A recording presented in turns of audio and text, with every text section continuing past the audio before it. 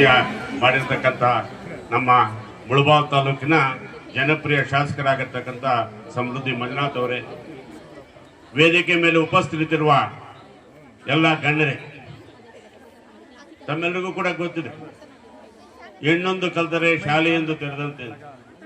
ಅದೇ ರೀತಿಯಲ್ಲಿ 1972-73ನೇ ಸಾಲಿನಲ್ಲಿ ಪ್ರಪ್ರಥಮವಾಗಿ ಮುಳಬಾಗಿಲು ತಾಲೂಕಿನಲ್ಲಿ ಹೆಣ್ಮಕ್ಕಳ ಒಂದು ಪ್ರೌಢಶಾಲೆಯನ್ನು ಪ್ರಾರಂಭ ಮಾಡಿದ್ದಾರೆ. ಅದಕ್ಕೆ ಕಾರಣಕರ್ತರಾಗಿರ್ತಕ್ಕಂಥ ದಿವಂಗತ ಎಂ ಜಿ ಚಂದ್ರಶೇಖರ್ ಅವರು ನೆನೆಸ್ಕೊಳ್ತಾ, ಅದರ ಜೊತೆಗೆ ಪ್ರಪ್ರಥಮವಾಗಿ ಶಾಲೆ ಪ್ರಾರಂಭ ಮಾಡಬೇಕಾದ್ರೆ ಶಾಪೂರು ನಾರಾಯಣ ಶೆಟ್ಟಿ ಮತ್ತು ಕೃಷ್ಣ ಶೆಟ್ಟಿ ಕುಟುಂಬದವರು ಉದಾರವಾಗಿ ಹಳೆ ಕಟ್ಟಡವನ್ನು ದಾನವಾಗಿ ಕೊಟ್ಟಿದ್ದರಿಂದ ಈ ಒಂದು ಹೆಣ್ಣು ಮಕ್ಕಳಿಗೆ ಒಂದು ವಿದ್ಯಾಸಂಸ್ಥೆ ಪ್ರಾರಂಭ ಮಾಡೋದಕ್ಕೆ ಅನುವಾಯಿತು. ಅದೇ ರೀತಿಯಲ್ಲಿ ಆವತ್ತು ಏನಾದರೂ ಮನಸ್ಸು ಮಾಡದೇ ಇದ್ರೆ ಇವತ್ತು ಪ್ರವೃತ್ತಿಕಾರವಾಗಿರ್ತಕ್ಕಂಥ 3,000 ಜನ ಮಕ್ಕಳು ವಿದ್ಯಾಭ್ಯಾಸವನ್ನು ಮಾಡ್ತಕ್ಕಂಥದಕ್ಕೆ ಆಗ್ತಾ ಇರಲಿಲ್ಲ. ತಮ್ಗೆ ಗೊತ್ತಿದೆ, ಒಂದು ಕಡೆ 72ರಲ್ಲಿ ಪ್ರಾರಂಭ ಆಗಿ ಆಮೇಲೆ ಹಂತ ಹಂತವಾಗಿ ಪ್ರೈಮರಿ ನರ್ಸರಿ ಪ್ರಾರಂಭ ಮಾಡಿ, ಜೂನಿಯರ್ ಕಾಲೇಜ್ ಗರ್ಲ್ಸ್ ಮಾಡಿ, ಆಮೇಲೆ boys college, nursery primary school, ಅದೇ ರೀತಿಯಲ್ಲಿ ಪ್ರತ್ಯೇಕವಾಗಿರ್ತಕ್ಕಂಥ co education high school, BEd college, degree college, ಹಂತ ಹಂತವಾಗಿ 3,000 ಜನ ವಿದ್ಯಾರ್ಥಿಗಳು ಈ ಒಂದು ಸಂಸ್ಥೆಯಲ್ಲಿ ವಿದ್ಯಾದಾನವನ್ನು ಪಡಿತಾ ಇದ್ದಾರೆ. ತಾವು ಮುಖ್ಯವಾಗಿ ತಿಳ್ಕೋಬಹುದು, ನಮ್ಮ ಶಾಲೆಗೆ ಬರ್ತಕ್ಕಂಥವರು ಕಡುಬಡವರು, ಹಿಂದುಳಿದವರು, ಅದೇ ರೀತಿಯಲ್ಲಿ ಶೋಷಿತ ವರ್ಗ ಅಂತಕ್ಕಂಥ ಮಾತನ್ನು ಕೂಡ ಹೇಳಲಿಕ್ಕೆ ಇಷ್ಟಪಡ್ತೀನಿ. ಅಂತ ವಿದ್ಯಾರ್ಥಿಗಳು ಆರ್ಥಿಕವಾಗಿ ಸಮರ್ಥವಾಗಿ ಇಲ್ಲದೆ ಇರತಕ್ಕಂಥ ಜನ ಈ ಶಾಲೆಯಲ್ಲಿ ವಿದ್ಯಾಭ್ಯಾಸ ಮಾಡ್ತಾರೆ. 8ನೇ ತರಗತಿಗೆ ಪ್ರಾರಂಭ ಆಗ್ತಕ್ಕಂಥ ವಿದ್ಯಾರ್ಥಿಗಳಿಗೆ ಉಚಿತವಾಗಿ ನಾವು ಯೂನಿಫಾರ್ಮು, ಫೀಸು, ಅದೇ ರೀತಿಯಲ್ಲಿ ಪುಸ್ತಕಗಳನ್ನು ಕೊಡ್ತಕ್ಕಂಥ ಕಾರ್ಯವನ್ನು ಈ ಸಂಸ್ಥೆ ಮಾಡ್ತಾ ಇದೆ. ಅಷ್ಟೇ ಅಲ್ಲ, ಮಧ್ಯಾಹ್ನದ ಊಟದ ವ್ಯವಸ್ಥೆ ಕೂಡ ಇದೆ. ಈ ರೀತಿಯಲ್ಲಿ ವಿದ್ಯಾಸಂಸ್ಥೆ ಅನೇಕ ರೀತಿಯಲ್ಲಿ ಕಷ್ಟಗಳನ್ನು, ಕಾರ್ಪಣ್ಯಗಳನ್ನು ಎದುರಿಸಿ ಕೂಡ ಈ ಸಮಸ್ಯೆ ಸದೃಢವಾಗಿ ನಾವು ನಿಂತಿದ್ದೀವಿ.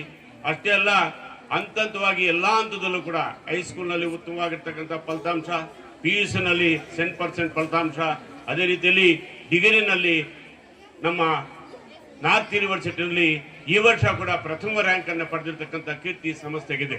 ಇದಕ್ಕೆ ನಾನು ನಿಜವಾಗ್ಲೂ ಕೂಡ ವಿದ್ಯಾರ್ಥಿಗಳಿಗೆ ಮತ್ತು ಪೋಷಕರಿಗೆ ನನ್ನ ಆಭಾರಿಯಾಗಿರ್ತಕ್ಕಂಥ ಮಾತನ್ನು ಹೇಳಕ್ಕೆ ಇಷ್ಟಪಡ್ತೇನೆ. ಈ ಸಂಸ್ಥೆ ಪ್ರಾರಂಭ ಆಗ್ತಕ್ಕಂಥ ಹಂತದಲ್ಲಿ ಅನೇಕ ದಾನಿಗಳು ಈ ಸಂಸ್ಥೆಗೆ ದೇಣಿಗೆಯನ್ನು ಕೊಟ್ಟಿದ್ದಾರೆ. ಅವರನ್ನು ಸ್ಮರಿಸ್ತಕ್ಕಂಥ ಕೂಡ ನಮ್ಮ ಒಂದು ಜವಾಬ್ದಾರಿಯಾಗಿದೆ. ಇವತ್ತೇನಾಗಿದೆ, ಈ ಊರಿನಲ್ಲಿ ಇರ್ತಕ್ಕಂಥ ನೀರೆಲ್ಲ ಕೂಡ ಕೊಳಚೆ ನೀರು ನಮ್ಮ ಸಂಸ್ಥೆ ಒಳಗಡೆ ಹಾದು ಹೋಗ್ತಾ ಇದೆ.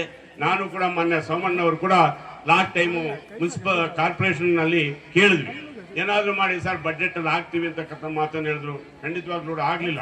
ಆದರೂ ಕೂಡ ಆ ನೀರನ್ನ ಬಿಡ್ತಕ್ಕಂಥದ್ದು ಬಹಳ ಕಷ್ಟವಾಗಿರ್ತಕ್ಕಂಥ ಪರಿಸ್ಥಿತಿ ಇದೆ. ಅದರಿಂದ ಅದನ್ನೇನಾದ್ರೂ ಒಂದು ರೀತಿಯಲ್ಲಿ ಮಾಡಿಕೊಡ್ಬೇಕು ಅಂತಕ್ಕಂಥ ಮಾತನ್ನ ಈ ಸಂದರ್ಭದಲ್ಲಿ ಹೇಳಕ್ಕೆ ಇಷ್ಟಪಡ್ತೀನಿ.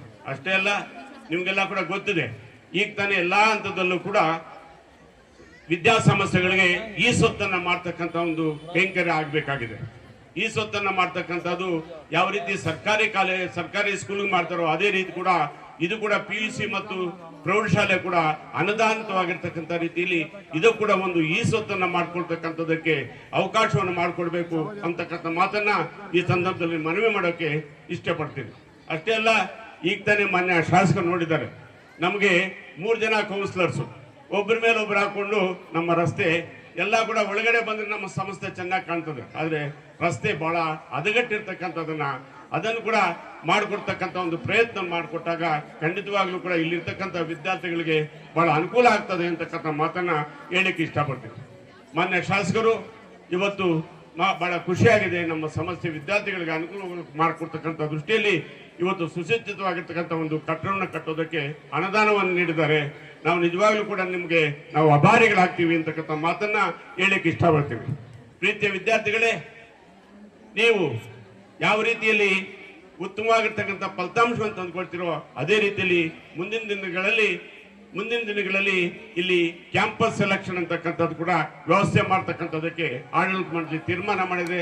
ಮುಂದಿನ ದಿನಗಳಲ್ಲಿ ನಿಮಗೆ ವಿದ್ಯಾರ್ಥಿಗಳಾಗಿರ್ತಕ್ಕಂಥ ಡಿಗ್ರಿ ಮತ್ತು BEd ಆಗಿರ್ತಕ್ಕಂಥ ವಿದ್ಯಾರ್ಥಿಗಳಿಗೆ ನಿಜವಾಗ್ಲೂ ಕೂಡ ಉದ್ಯೋಗಾವಕಾಶ ಮಾಡಿಕೊಡ್ತಕ್ಕಂಥಕ್ಕೆ ಮಾನ್ಯ ಶಾಸಕರ ಸಹಕಾರದಿಂದ ನಾವು ಮಾಡೋದಕ್ಕೆ ಒಂದು ಪ್ರಯತ್ನ ಮಾಡ್ತೀವಿ ಅಂತಕ್ಕಂಥ ಮಾತನ್ನ ಹೇಳ್ತಾ, ಇನ್ನೂ ಸಾಕಷ್ಟು ವಿಚಾರಗಳು ಹೇಳ್ತಕ್ಕಂಥದ್ದಿದೆ.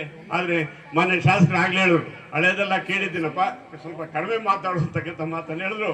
ಅದರಿಂದ ನಿಜವಾಗ್ಲೂ ಕೂಡ ನಾವು ನಿಮ್ಗೆ ಅಭಾರಿ ಆಗಿರ್ತೀವಿ ಅಂತಕ್ಕಂಥ ಮಾತನ್ನು ಹೇಳ್ತಾ, ನಿಮ್ಮ ಸಹಕಾರ ಸಹಾನುಭೂತಿ ನಮ್ಮ ಸಮಸ್ಯೆಗಿರ್ಲಿ ಅಂತಕ್ಕಂಥ ಮಾತನ್ನು ಹೇಳಿ, ನಿಜವಾಗ್ಲೂ ಕೂಡ ನಿಮ್ಮನ್ನ ಹೊಗಳ್ತಕ್ಕಂಥದ್ದೆಲ್ಲ ತಾವು ಹೇಳಿದಂಥ ರೀತಿಯಲ್ಲಿ ನಡ್ಕೊಂಡಿದ್ದೀರಿ, ಅದಕ್ಕೆ ನಿಜವಾಗ್ಲೂ ಕೂಡ ನಾವು ಅಭಾರಿ ಆಗಿರ್ತೀವಿ ಅಂತ ಮಾತನ್ನು ಹೇಳಿ, ಈ ಒಂದು ಸಂದರ್ಭದಲ್ಲಿ ನಾವು ಮಾತನಾಡೋಕ್ಕೆ ಅವಕಾಶ ಮಾಡಿಕೊಟ್ಟ ತಮ್ಮೆಲ್ಲರಿಗೂ ಕೂಡ ನಾನು ಅಭಿನಂದಿಸಿ ನನ್ನ ಮಾತನ್ನು ಮುಗಿಸ್ತಾ ಇದ್ದೀನಿ.